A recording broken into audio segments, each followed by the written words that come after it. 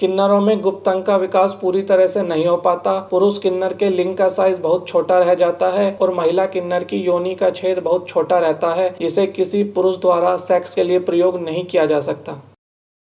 कुछ महिला किन्नरों के स्तनों की आकार बहुत छोटा होता है। हालांकि आजकल कुछ किन्नर अपने स्तनों की सिलिकन सर्जरी कराकर उनको सुडौल करा लेते हैं और काफी आकर्षक दिखते हैं। ज्योतिष के अनुसार वीर्य की अधिकता से पुरुष उत्पन्न होता है, रक्त की अधिकता से स्त्री उत्पन्न होती है। वीर्य और रक्त समान हो तो किन्नर संतान उत्पन्न होती है।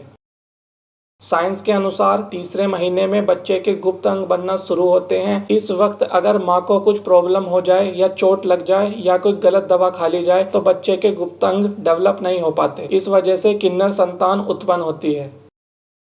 एक मान्यता है कि ब्रह्मा जी की छाया से किन्नरों की उत्पत्ति हुई है। दूसरी मान्यता यह है कि अरिष्टा और कश्यप ऋषि से किन्नरों की उत्पत्ति हुई है।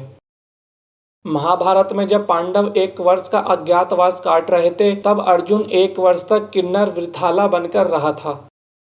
पुराने समय में किन्नर राजा महाराजाओं के यहाँ नाचना गाना करके अपनी जीविका चलाते थे। महाभारत में वृथाला ने उत्तरा को नृत्य और गायन की शिक्षा दी थी। पुरानी मान्यताओं के अनुसार शिखंडी को किन्नर ही माना गया है। शिखंडी की वजह से ही अर्जुन ने भीष्म को युद्ध में हरा दिया था। किन्नरों की जब मौत होती है तो उसे किसी गैर किन्नर को नहीं दिखाया जाता। ऐसा माना जाता है कि ऐसा करने से मरने वाला अगले जन्म में भी किन्नर ही पैदा होगा। किन्नर मुर्दे को जलाते नहीं बल्कि दफनाते हैं। किन्नर समुदाय में गुरु शिष्य जैसे प्राचीन परंपरा आज भी यथावत बनी हुई है। किन्नर समुदाय के सदस्य स्वयं को मंगलमुखी कहते हैं, क्योंकि यह सिर्फ मांगलिक कार्यों में ही हिस्सा लेते हैं, मातम में नहीं। किन्नर समाज की सबसे बड़ी विशेषता है मरने के बाद यह मातम नहीं मनाते हैं। किन्नर समाज में मान्यता है कि मरने के बाद इस नरक रूपी जीवन से छुटकारा मिल जाता है, इसलिए मरने के बाद हम खुशी मनाते हैं। यह लोग स्वयं के पैसों से कोई दान कार्य भी करवाते हैं ताकि पुनः उन्हें इस रूप में पैदा न होना पड़े।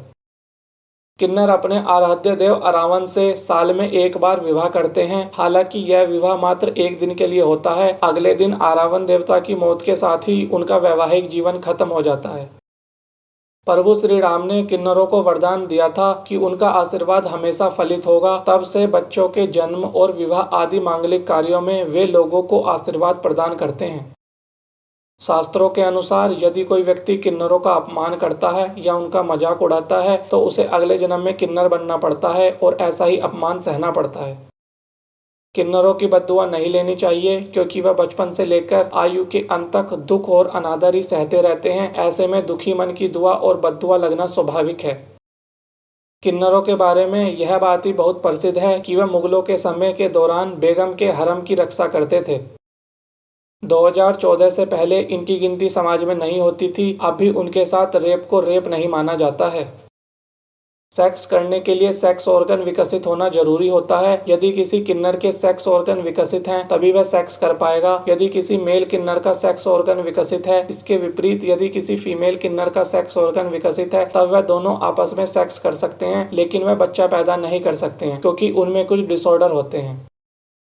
किन्नर अधिकतर गुदा सेक्स या ओरल सेक्स करते हैं। भारत की सबसे खूबसूरत किन्नर मणिपुर की रहने वाली 33 वर्षीय विशेष हुईरैम है।